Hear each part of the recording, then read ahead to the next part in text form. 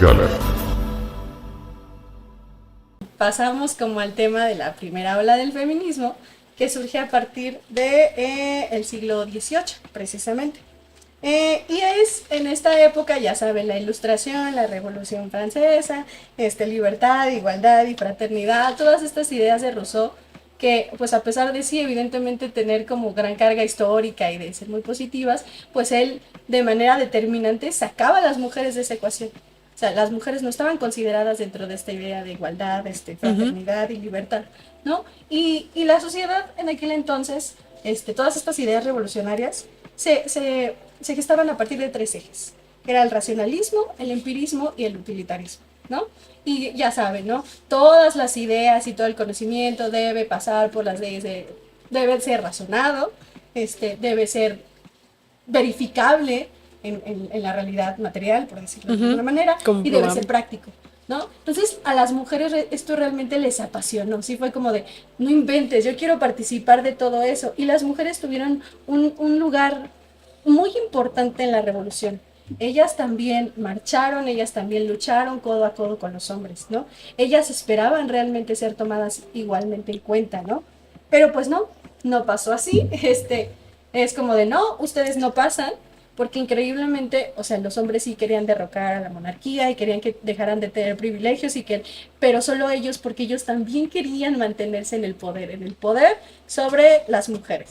Querían sustituir a los que estaban sentados en el trono del privilegio, no querían repartir. Exactamente. ¿Puedo hacer una nota? Ahorita que lo estabas contando, dije, sí, no dudo que haya habido mujeres con esa esperanza de que ese cambio también llegara a ellas, pero también me dio la idea de que quizá muchas simplemente lo hicieron porque se les exigió esa lucha por mi causa sin asegurarte de que tú seas parte de ella, porque eso es lo normal, o sea, eso es, ok, tú estás conmigo, prácticamente es como si trabajaras para mí. Una traición, yo lo entiendo como una traición. Sí, claro, porque ellas estuvieron en la lucha directa, pero en los resultados Exacto. nos les deslindan. Bueno, aquí una pequeñísima aclaración. ¿Sabían ustedes, queridas amapolas, que las mujeres, estamos hablando del contexto europeo occidental, las mujeres en la Edad Media, esa oscura y trágica Edad Media, que ni tan oscura ni tan trágica, pero ahí estuvo, tenían muchos más derechos que a partir del Renacimiento? Y esta época que estamos hablando sobre la primera ola del feminismo viene del siglo XVIII, Revolución Francesa, es bastantes años después del Renacimiento, pero incluso desde el medioevo, una mujer podía ser condesa, baronesa, podía ser líder feudal, digamos, y tenía legalmente muchas más herramientas de su lado en cuanto a la posesión de bienes y objetos, propiedades y terrenos, de lo que los hombres le permitieron después a las mujeres a partir del Renacimiento. Así que esa edad tan oscura y ese renacimiento tan luminoso tiene sus aristas, porque recordemos que gran parte de la oscuridad del Renacimiento estaba nutrido y lleno de todas esas brujas que a través de la clandestinidad encontraron en la herbolaria y los conocimientos tradicionales que incluso trajeron de Medio Oriente las bases que sentaron los principios de la medicina moderna, pero que al mismo tiempo eran perseguidas y quemadas en hogueras por esas mismas investigaciones que después retoman en esto que nos dice sobre la Ilustración, Alex. Pero precisamente ellas eran perseguidas, ¿por qué? Porque en la Edad Media quien regía era la ley de la religión católica, de la Santa Inquisición y cosas aterradoras. Entonces, como tú solo te podías curar rezándole con mucha fe a Dios y poniéndote posta de vaca en la herida, porque así pensaban, pues perseguían a las brujas que eran herbolarias del tiempo antiguo. ¿Cómo vas a ponerte un atado de hierbas en esa herida a punto de infectarte? No, ¿Cómo ponte te caca. atreves? No, ponte caca, decía la iglesia. Y la gente se ponía caca, que es lo peor de todo. Madre, pero bueno. Pero bueno, continuemos. Sí. Pero bueno, el punto entonces, pues ya saben, ¿no? Estalla la Revolución Francesa en 1789 y posteriormente se redacta en agosto del mismo año la Declaración de los Derechos del Hombre y del Ciudadano.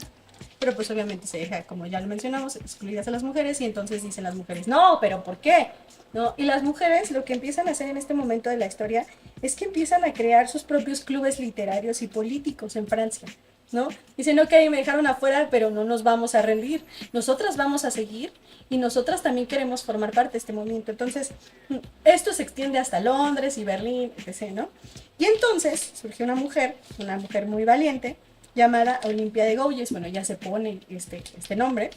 Y entonces dice, no, o sea, sí, nosotras también tenemos derecho, ¿no? Y entonces en 1790 ella escribe la Declaración de los Derechos de la Mujer y la Ciudadana, ¿no? Y pues, ¿qué pasó con esto? Pues que se desató una ola de críticas por parte de los hombres revolucionarios. ¿Cómo se atreve esta mujer a querer pasar por encima de nosotros y bla, bla, bla? Muchas cosas que todavía dicen en la actualidad, estupideces, ¿no? En general. Y entonces lo que hacen es empezar a perseguirla, no solamente a ella, sino a todas las mujeres que se empiezan a reunir políticamente. Entonces ya no podía haber más de 5 mujeres reunidas en una plaza pública, porque las metían a la cárcel o las mataban o etc. ¿Y qué fue lo que pasó? Bueno, que a Olimpia la asesinaron, a ella la guillotinan en 1793 y hacen prohibiciones legales en contra de la asociación y la reunión de mujeres. Entonces, de aquí sentamos un poquito, precisamente en esta época había alguien que estaba en Francia, que era Mary Wollstonecraft. Esta mujer, pues obviamente también es muy importante en la historia, verán por qué.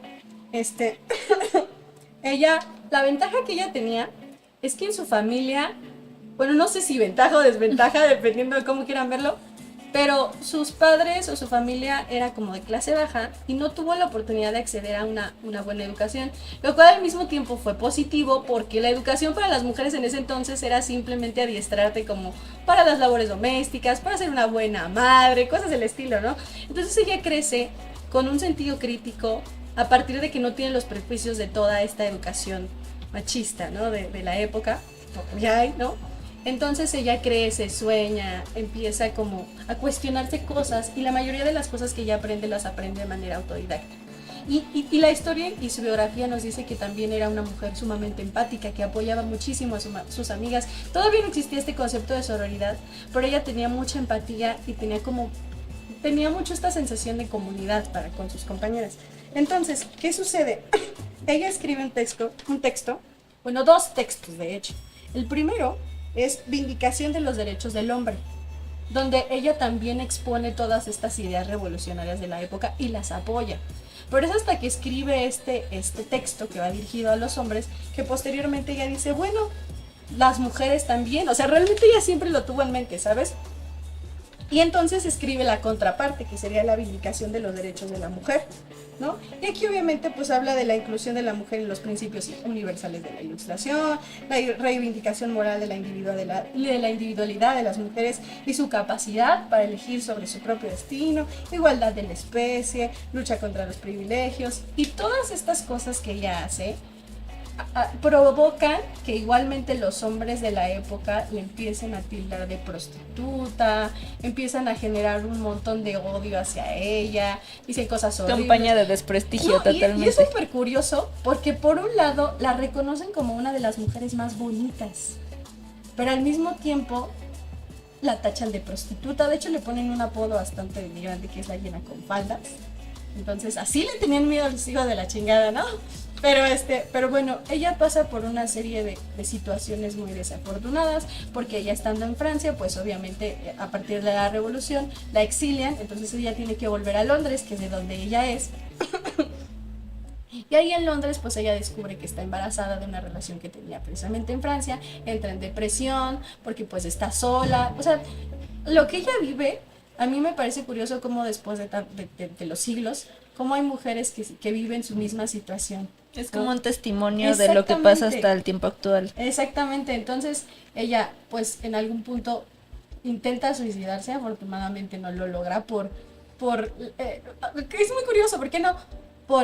Por las vestiduras de la época que la permitieron flotar, porque ella se lanzó como un río. Entonces claro, por eso sobrevivió, sí, es impresionante la historia de ella, ¿no? Y afortunadamente, después de eso, pues ella sobrevive y, las ataduras que le ponía el cómo debe ser una mujer y cómo debe vestirse, pues irónicamente la salvaron. Sí, exactamente, de todas esas capas y capas de... Toda esa tela por fin cumple una función. Por fin tuvo un objetivo y una función más allá de oprimir y de limitar a las mujeres. Totalmente. Y bueno, a partir de esto, ya en 1801, ella empieza una relación con un precursor del anarquismo, precisamente, pues, ideas revolucionarias, William Godwin, y entonces nace Mary Shelley, es la escritora de Frankenstein. También una mujer cuya obra como fue súper revolucionaria, ¿no? Como cuyo eco también nos llega hasta nuestros días, ¿no?